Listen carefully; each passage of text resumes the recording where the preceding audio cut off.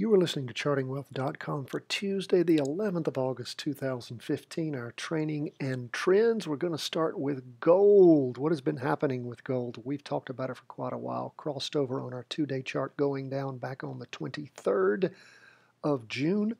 Continue to move down all the way through June and July, really crashing toward the end of July, starting on the 21st, and then, of course, the 23rd.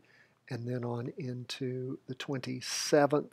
Then it started dragging sideways on us, and we've been talking about up movement over the last few days, and we are seeing the last candle that's been put forward shows a significant amount of up movement, not yet crossed over on the two-day chart going up, but maybe getting close to that.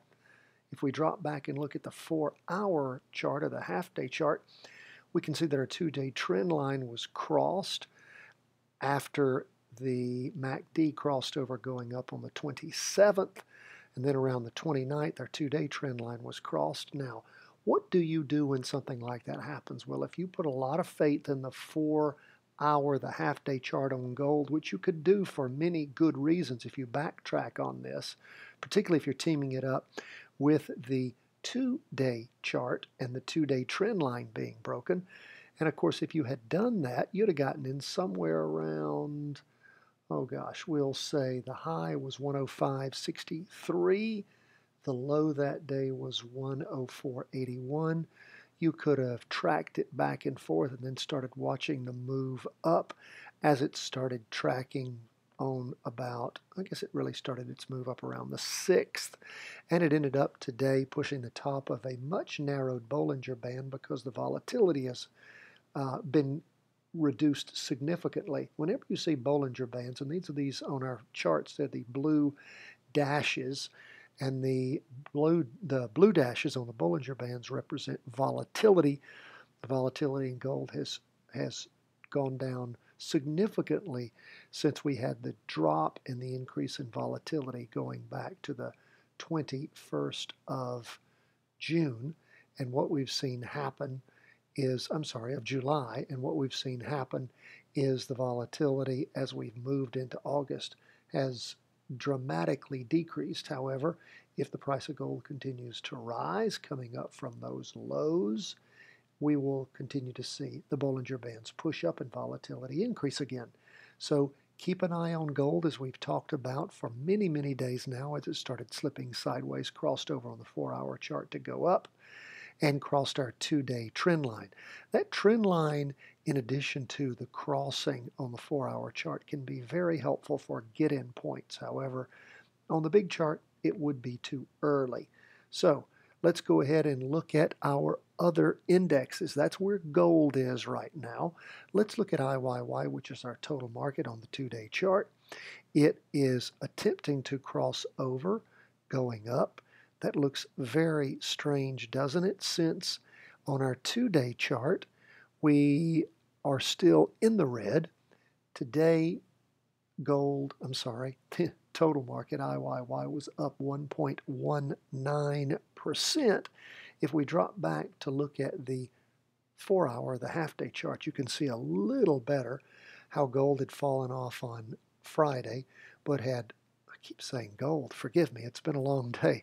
The IYY, the total market, had fallen down on Friday, crossed over today, going up significantly in the morning and in the afternoon. That is where we are on the total market. A good day for the market. If we go to SPY, that is Standard & Poor's 500, same similar thing.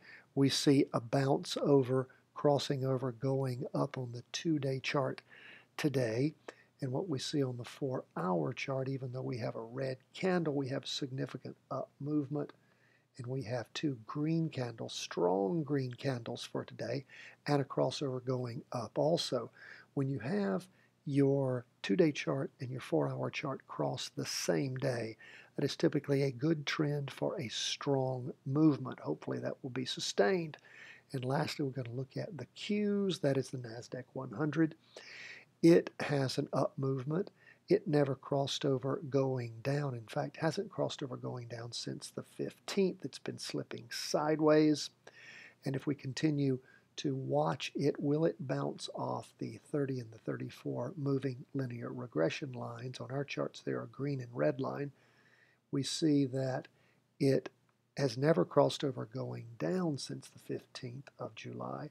And if we look at the 4-hour chart, we can see again that it had strong up movement today, not strong enough to cross over going up, but that may be happening in the morning. The derivative oscillator is also still in the negative. That is where the markets have started the week. Gold up and the indexes moving up. Everything was up today, 1% plus. Gold, total market, Standard & Poor's 500, and the NASDAQ 100. That's where we ended the day as we started the week on Monday, the 10th, and go into the new week on Tuesday, the 11th of August, 2015. Thanks so much for joining us for chartingwealth.com. We appreciate you being with us. Have any questions, concerns, please always follow us on Facebook and Twitter. We love your emails. We love to hear from you. We love your postings. And also check out our Instagram account, chartingwealth.com.